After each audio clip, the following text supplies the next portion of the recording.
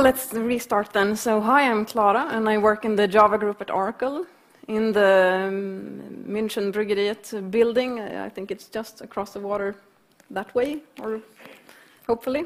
So that's my Twitter handle and the Twitter handle and hashtag for Java Mission Control. So the title of my talk is Java Mission Control, coming soon to a JDK near you. And since I work at Oracle, I have to show you this. I know you've all seen it, so just come by the community corner later and I'll give you a signed copy if you haven't seen it. So the title of the talk, Java Mission Control, coming soon, a JDK near you. What does that mean? So let's start from the back. JDK near you means the standard Oracle Java SE JDK, not the Open JDK. Coming soon, and now remember the disclaimer, sometime this year. So Java Mission Control, that's a new tool you will get in the JDK, and the rest of the talk is about that. So I'll tell you some about it and give you some demos. So Java Mission Control is a graphical profiling and diagnostics tool suite for HotSpot. It's generally really low overhead because it's using data already available in the runtime, like metadata gathered by the garbage collector or the compiler. And it's a client available as a standalone RCP application that's bundled with the JDK, and you can also use it as Eclipse plugins, and I will show both later. And it has a built-in GUI editor if you want to change the GUI yourself. So it's not entirely new, this Java Mission Control. So I don't know how many of you have used JRockit Mission Control. And if you're a colleague of mine, you can lower your hands now. So, so you're in for a treat, all of you that haven't tried it before. So it supported the JRockit JVM. But what we've done now is adopted it into Java Mission Control, supporting the HotSpot JVM. And in that process, we've ported lots of really cool JRockit features, like diagnostic commands. Maybe you've tried them already. And we have a built-in flight recorder and some other nice features. So the tools in Java Mission Control are two main tools: the management console, which is kind of like JConsole on steroids, my colleague says. So you can use that for monitoring. And we have the flight recorder, which is a high-performance event recorder, which you can use for profiling. And we have loads of other tools that you can download as plugins. So I'm going to focus on the flight recorder. So the short version of that is JFR, Java Flight Recorder. You remember that? So it's an event recorder with different types of events. So you have a duration event, which is kind of Java sleep, perhaps. We have an instant event, maybe an exception, hasn't really got the duration, and a requestable event that can be requested by the main flight recorder engine, like CPU usage.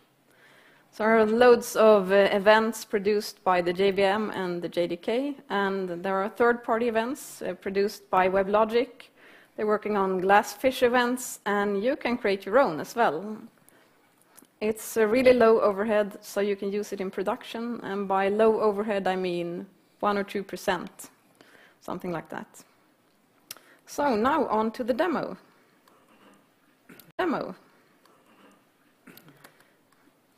And let's start here.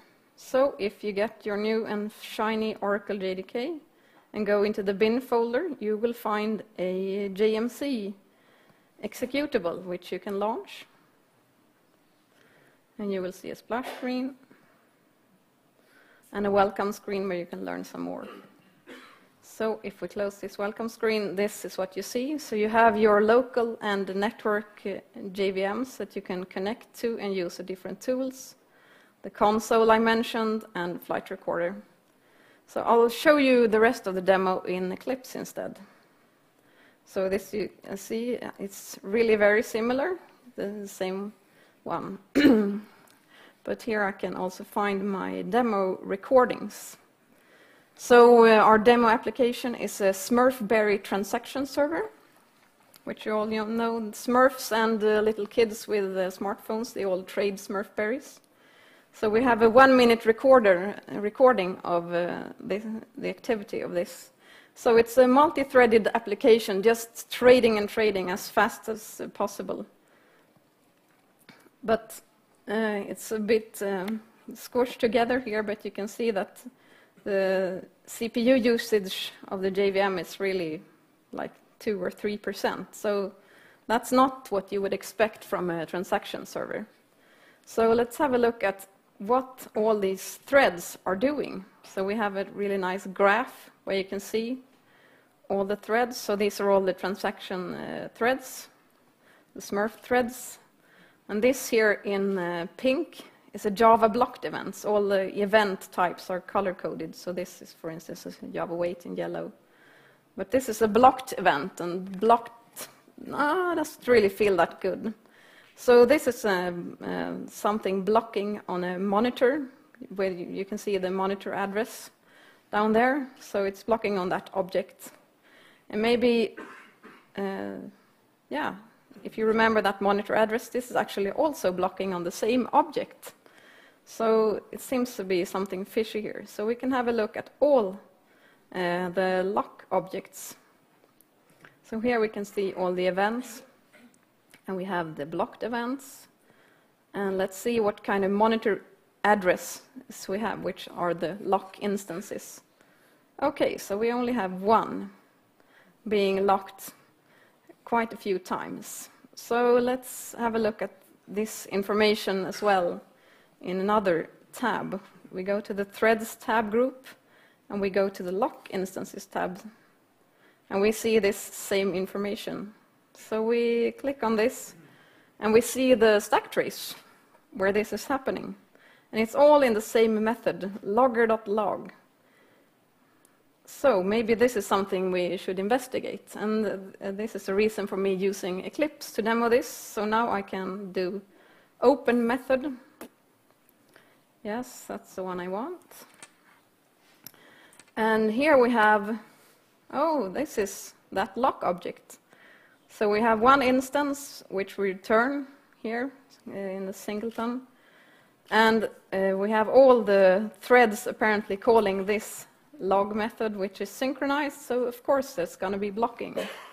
But so maybe we can do something about this. Let's say we remove the synchronized keyword, because it doesn't really seem necessary, at least here. So let's see what it looks like if we fix this problem. So I've already prepared the next version, removing synchronized. And, well, okay, that's better. Around 20% perhaps. But that's not enough Smurf berries being traded, so I think we can do even better. I think, say we just remove logging completely and see what happens. Since we're already logging all of this, as you can see, as you will see later, using the flight recorder. Oh, now we're talking. Now we're up above 80% CPU usage. And it's actually a bit tricky doing this kind of recording if you're doing it on the same machine, because the machine is so hogged just trading Smurf berries that it really doesn't want to create a recording for you from another application. So what about the Smurf berries then? Let me do this instead. We actually have, no, that's the one I want. We actually have some custom events made, the SMX events. So we have lots of them here, and we can have a look and compare this version of it. Let's see. Oh, I have to enable it here as well. Sorry. So we can have a look at how many transactions we actually have.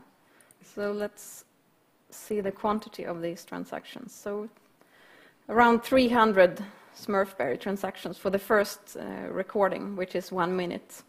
And let's look at the same information or from the third recording. That should be hopefully a lot higher. So, yes. Oh, 50,000 transactions just by removing logging. Of course, it's this demo play application, but what about, can we find out something else from these Smurf events? Yeah, we can have a look at the price. So 49.23. Well, this doesn't really say us, tell us that much. So we have to make our own custom GUI for this as well. So to do that, I'm going to show the designer, which is unsupported, as you can see, but still very useful. And I'm actually going to stop the application. And I'm going to have to close these as well. So here we can design our new GUI. So I'll have a new group, SMX, and I'll change the icon here.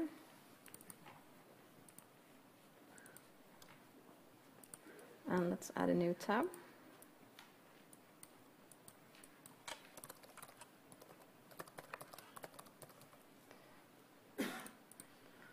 And we'll use that same icon.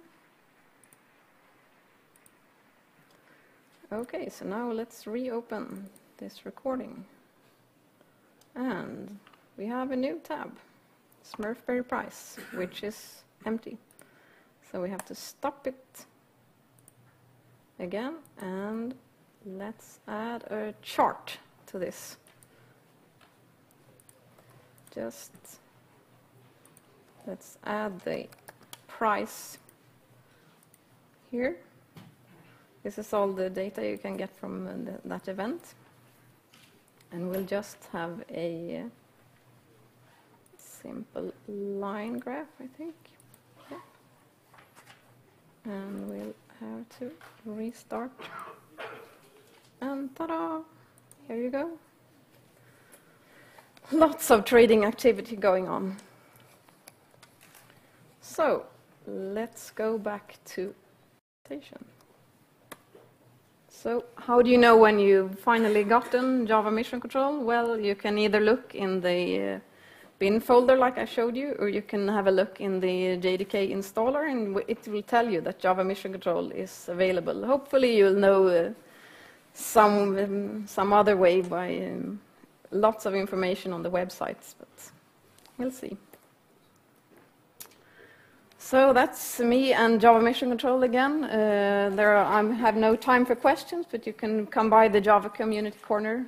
I'm there probably now and at 6 to answer all the questions. Thank you.